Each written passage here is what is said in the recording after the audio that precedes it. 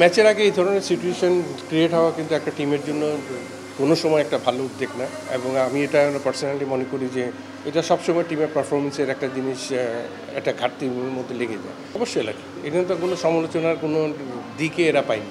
তো আমার মনে হয় যে এদিক থেকে তো ওরা স্বাচ্ছন্দ্যে কাজ করতে, আমাদের সমালোচনার মুখে প্রতিটা স্টেপে আমাদেরকে নিয়ে সমালোচনা করেছে। দ্যাটস ভেরি ইম্পর্টেন্ট, কারণ মাঠে আপনাকে খেলোয়াড়ের অ্যাপ্রোচটা দেখতে হয়, ওর ব্যাটিং বোলিং ফিল্ডিং সব দিক দিয়ে কিন্তু একটা প্লেয়ারের অ্যাপ্রোচটা তখন বোঝা যায়। সিলেক্টেডরা থাকলে প্লেয়াররা অন টোস থাকে সবসময়। ওভারঅল ম্যাচ দেখে তো যথেষ্ট হতাশাজনক, এবং ব্যাটিংটা যথেষ্ট বাজেভাবে ব্যাটিং হয়েছে, এবং উইকেটের যে কন্ডিশন ছিল ট্রিমেন্ডাস উইকেট ছিল। এটা কিন্তু শেষের দিকে ওদের বোলাররাও কিন্তু ময়েশ্চারের জন্য কিন্তু বল বারবার বুঝতে ছিল।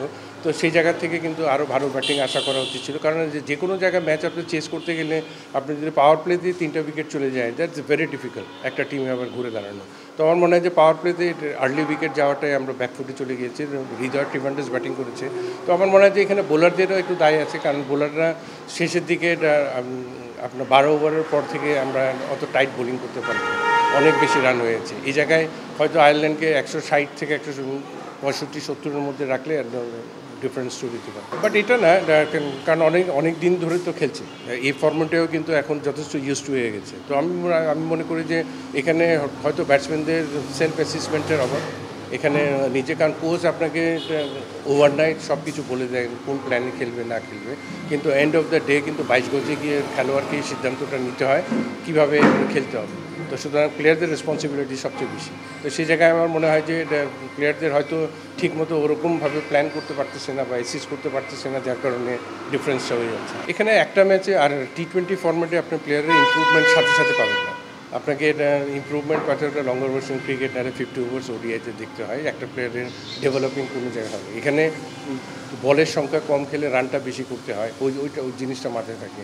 তো টি20 ফর্ম্যাট দিয়ে আপনার যে কোনো খেলোয়াড়কে বিচার করা বা ফর্মে ফিরে আসা এগুলি চিন্তা করা যায় না।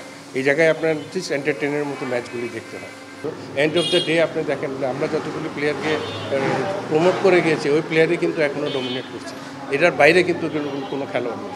তো সুতরাং এগুলো নিয়ে আক্ষেপ করি না, কারণ এই সিলেকশন প্যানেলেরও যথেষ্ট দায় আছে, কারণ অনেক ডোমেস্টিক ক্রিকেটে সবাই বলে খেলা দেখতে যায় না। তো এই দিক থেকে আমি ঠিক বলতে পারবো না। তো আমার মনে হয় সিলেকশন প্যানেলের আরও ভালোভাবে কাজ করা দরকার। অবশ্যই লাগে, এখানে তো কোনো সমালোচনার কোনো দিকে এরা পায়নি। তো আমার মনে হয় যে এদিক থেকে তো ওরা স্বাচ্ছন্দ্যে কাজ করতে, আমাদের সমালোচনার মুখে প্রতিটা স্টেপে আমাদেরকে নিয়ে সমালোচনা করেছিল। তো আমি মনে করি যে এইগুলি থেকে এখন আমাদের এগুলো বেরিয়ে আসা উচিত, কারণ এগুলি চিন্তা ভাবনা করে কিন্তু একটা সেরা পারফরমেন্স দেওয়া কিন্তু ডিফিকাল্ট হয়ে যায়। এখন টিম ম্যানেজমেন্টের একমত, সিলেকশন প্যানেলের আরেক মত, ক্রিকেট অপারেশনের আরেক মত, এটা হতে পারে না। এটা সবসময় একটা, আমরা যতদিন ছিলাম আমার তো মনে হয় না কোনো ক্যাপ্টেন বা কোচের সাথে একটা মিসআন্ডারস্ট্যান্ডিং হয়ে কোনো দিন দল দিয়েছি। তো এই জিনিসটা থেকে এটা চিন্তা করা উচিত, কারণ টিম কম্বিনেশন আমি সবসময় পার্সোনালি আমি বিলিভ করি আপনার team work is very very important. Team ওয়ার্কের মধ্যে কিন্তু টিম ম্যানেজমেন্ট সিলেকশন প্যানেল একসাথে কাজ করতে হবে। তো আমার মনে হয় যে এই দিকটা নজর দেওয়া উচিত, আর ম্যাচের আগে এই ধরনের ঘটনা যাতে না ঘটে সেদিকে খেয়াল করতে হবে। ম্যাচের আগে এই ধরনের সিচুয়েশন ক্রিয়েট হওয়া কিন্তু একটা টিমের জন্য কোনো সময় একটা ভালো উদ্যোগ না, এবং আমি এটা পার্সোনালি মনে করি যে এটা সবসময় টিমের পারফরমেন্সের একটা জিনিস একটা ঘাটতির মধ্যে লেগে যায়। আপনি দেখেন যে কোনো সিরিজ বা যে কোনো টুর্নামেন্ট আর বিশ্বকাপ খেলতে যাওয়ার আগে টিম ম্যানেজমেন্ট সিলেকশন প্যানেল একটা আন্ডারস্ট্যান্ডিং সবসময় থাকে, এটা কিন্তু মিসআন্ডারস্ট্যান্ডিং হয় না। একটা দুইটা ইস্যু নিয়ে একটা আর্গুমেন্ট হতে হবে, নাহলে কিন্তু একটা বেস্ট কম্বিনেশন কিন্তু তৈরি করা যায় না। তো এই জায়গাটা এটা বাইরে চলে আসা এই সমস্ত আলোচনা এটা তো ঠিক, এটা তো সবসময় একটা ঘরের মধ্যে আলোচনা হয়, ওর মধ্যেই থাকা উচিত। এবং আমার মনে হয় team work is very very important, এবং এই জিনিসগুলি যাতে ভবিষ্যতে যাতে না হয় এদিক দিয়ে দেখতে হবে, কারণ টিম ম্যানেজমেন্টের একটা যেরকম দায়িত্ব আছে সিলেকশন প্যানেলের ওরকম দায়িত্ব আছে। Team work is very very. আপনাদের কিছু জায়গা আছে বিপিএলের জন্য হয়তো কনসিডারেশনে গেছে, প্রিমিয়ার লিগ খেলে নেই, আর ফার্স্ট ডিভিশনের টপ 4টা টিমের মধ্যে বা টপ 6টা টিম ওইভাবে চিন্তা করে কিন্তু লিস্টটা করা হচ্ছে। তো যেহেতু এনসিএল যদি আমাদের সময় আমরা ফার্স্ট ক্লাস ক্রিকেটটাকে গুরুত্ব দিয়েছিলাম, প্লাস প্রিমিয়ার ডিভিশন, এই দুটাকে গুরুত্ব দিয়ে তখন প্রথম থেকেই বিপিএলের লিস্টটা, এখন আমি এই লিস্টটা দেখিনি, আমি মন্তব্য করারও ঠিক না কাকে বাদ দিয়েছে কি। দ্যাটস ভেরি ইম্পর্টেন্ট, কারণ মাঠে আপনাকে খেলোয়াড়ের অ্যাপ্রোচটা দেখতে হয়, ওর ওর ব্যাটিং বোলিং ফিল্ডিং সব দিক দিয়ে কিন্তু একটা প্লেয়ারের অ্যাপ্রোচটা তখন বোঝা যায়। সিলেক্টেডরা থাকলে প্লেয়াররা অন টোজ থাকে সবসময়, এই জিনিসটা কিন্তু আমি পার্সোনালি ফিল করি যে খেলার কোনো পার্টিকুলার প্লেয়ারকে যদি নেওয়ার চিন্তা ভাবনা করে তাহলে মাঠে অবশ্যই হাজির থাকতে হবে। টিম ম্যানেজমেন্টের সাথে সিলেকশন প্ল্যান আর্গুমেন্ট হবে। একটা টিম সিলেকশন করার সময় একটা দুটা খেলোয়াড়কে নিয়ে সবসময় আলোচনা হয়। এই আলোচনা হবে এন্ড অফ দ্য ডে, কিন্তু আমাদের সবাইকে একমত হয়ে কিন্তু বেস্ট টিমটা তৈরি করতে হবে। তো সেই জায়গায় আমি মনে করি যে এগুলি একদম ছোট ইস্যু, এটা কোনো বড় ইস্যু না। এটা হয়তো লিটল মিডিয়াতে যেটা বলে দিয়েছে এটাও বলাটা ঠিক হয়নি। তো আমার মনে হয় যে এটা একটা আন্ডারস্ট্যান্ডিংয়ের ব্যাপার, এটা অবশ্যই ঠিক করা হবে।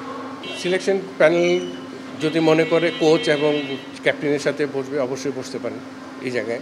এবং আমি পার্সোনালি ফিল করতাম এই দুজনের মতামত নিয়ে আমরা কিন্তু দলটা গঠন করতাম। কারণ ক্যাপ্টেন যেহেতু মাঠে খেলবে, মাঠের উপরে একটা পরিকল্পনা আছে, প্লাস কোচেরও একটা পরিকল্পনা আছে। দুজনের সম্মিলিতভাবে আমাদেরকে একটা আলোচনা করে কিন্তু আমরা দল গঠন করতাম। তো আমার মনে হয় এই জায়গায় আন্ডারস্ট্যান্ডিং থাকা খুবই জরুরি দরকার।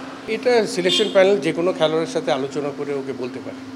এটা মিডিয়াতে বলা এই জিনিসটা ঠিক না। তো আমার মনে হয় যে আমরা তো আমাদের সময় অনেক প্লেয়ারকে যদি দলে না রেখে ফোন করে অবশ্যই বলতাম। তো সেই জায়গায় কিন্তু বলাটা এটা একটা স্বাভাবিক প্রক্রিয়া। তো এই জিনিসগুলি মিডিয়াতে আসা, এই জিনিসটা ঠিক না। প্রথম তো ক্রিকেট অপারেশন, তারপর সিলেকশন প্যানেল, দেন টিম ম্যানেজমেন্ট। দায়িত্ব সবাইকে নিতে হবে। যদি এই ধরনের কথা যে কোড অফ কন্ডাক্টকে ফলো করছে না প্লেয়ার, এটা তো ক্রিকেট অপারেশন জানে। তো সুতরাং এই দায়গুলি তো সবাইকে নিতে হবে।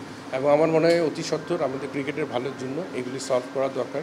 এবং কোনো ধরনের আলোচনা যেটা হয় টিম নিয়ে বা একটা অন্য কিছু ইস্যু নিয়ে, এটা ঘরের মধ্যে থাকা উচিত এবং নিজেদের মধ্যে বেশ সিদ্ধান্ত নিয়ে দলকে পরিচালনা করাটা দরকার।